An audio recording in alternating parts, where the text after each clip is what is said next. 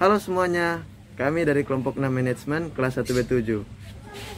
Di sini kami akan menjelaskan materi yaitu tentang motivasi. Berbagai pandangan tentang motivasi dalam organisasi.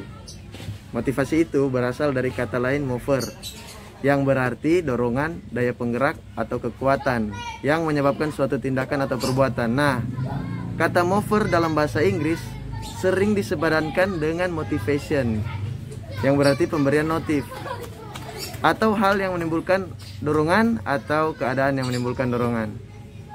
Motivasi sendiri merupakan suatu dorongan yang membuat orang bertindak atau berperilaku dengan cara-cara yang mengacu pada sebab munculnya sebuah perilaku, seperti faktor yang mendorong seseorang untuk melakukan suatu tindakan. Nah, selanjutnya akan dilanjutkan oleh rekan saya yaitu Daniel. Terima kasih. Baiklah, saat ini saya akan menjelaskan tentang model tradisional dan hubungan manusiawi. Perkembangan teori manajemen yang mencakup model-model atau teori-teori motivasi yang berbeda-beda. Berikut ini saya akan bahas 3 di antara model-model motivasi dengan urutan atas dasar kemunculannya, yaitu model tradisional, model hubungan manusiawi, dan model sumber daya manusia. Yang pertama, model tradisional. Model tradisional dari motivasi berhubungan dengan Frederick Taylor dan aliran manajemen ilmiah. Model ini mengisyaratkan bahwa manajer menentukan bagaimana pekerjaan-pekerjaan yang harus dilakukan dan digunakannya sistem pengupahan insentif untuk memotivasi para pekerja lebih banyak berproduksi, lebih banyak menerima penghasilan.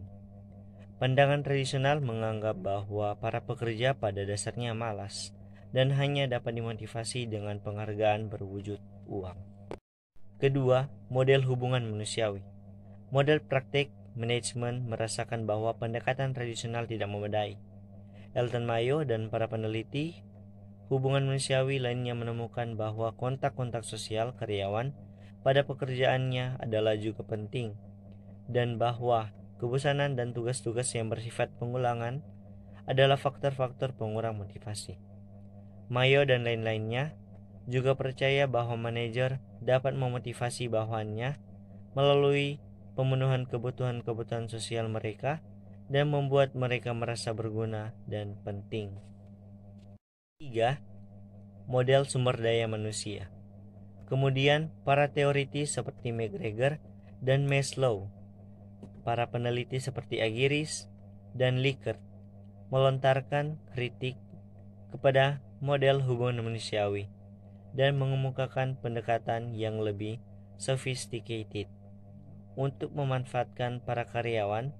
Model ini menyatakan bahwa karyawan dimotivasi oleh banyak faktor, tidak hanya uang atau keinginan untuk mencapai kepuasan, tetapi juga kebutuhan untuk berprestasi dan memperoleh pekerjaan yang berarti. Para manajer dapat menggunakan model motivasi hubungan manusiawi dan sumber daya manusia secara bersama.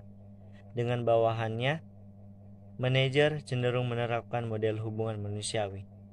Mereka mencoba untuk mengurangi penolakan bawahan dengan perbaikan moral dan kepuasan. Ini saya akan menjelaskan beberapa teori-teori motivasi dapat diklarifikasikan menjadi 3 kelompok, yaitu yang pertama teori petunjuk atau perspektif teoris, menggunakan bagaimana memotivasi para karyawan. Teori-teori ini didasarkan atas pengalaman coba-coba. Faktor-faktor yang dipakai untuk memotivasi telah banyak dibahas di bagian-bagian sebelumnya, sehingga teori-teori ini tidak diliput dalam pembicaraan. Yang kedua, teori isi atau context theories, kadang-kadang disebut teori kebutuhan atau need theories, adalah berkenan dengan pertanyaan apa penyebab-penyebab perilaku atau memusatkan pada pertanyaan apa dari motivasi.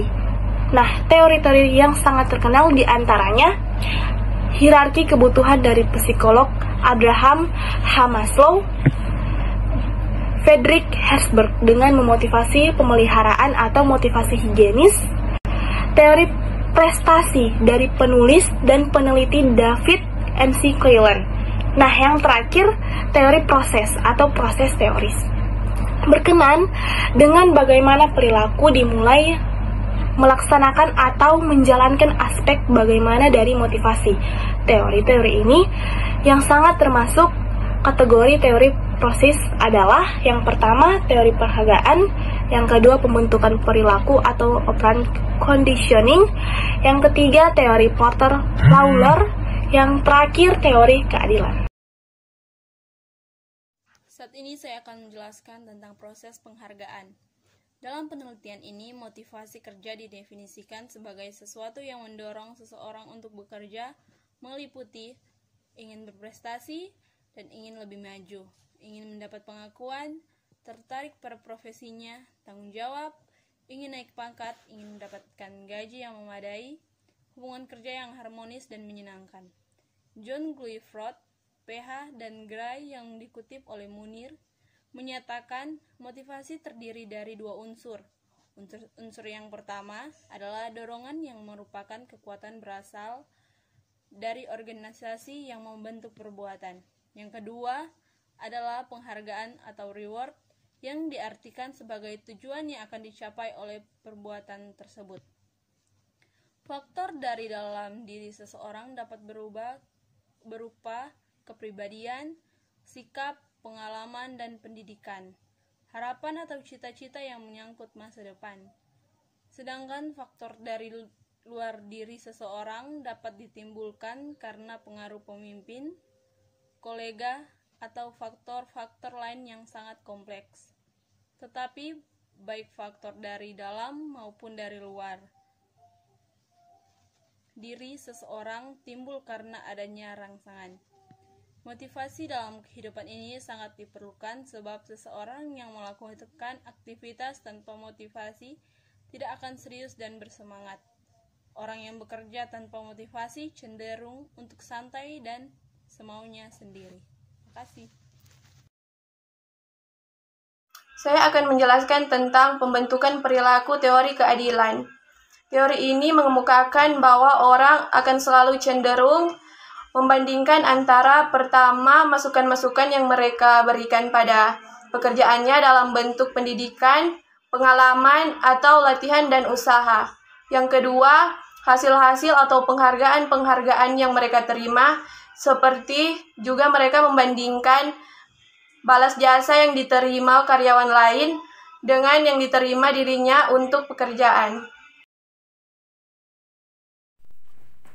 Kesimpulan, motivasi merupakan keadaan pribadi seseorang yang mendorong keinginan individu untuk melakukan kegiatan-kegiatan tertentu guna mencapai tujuan.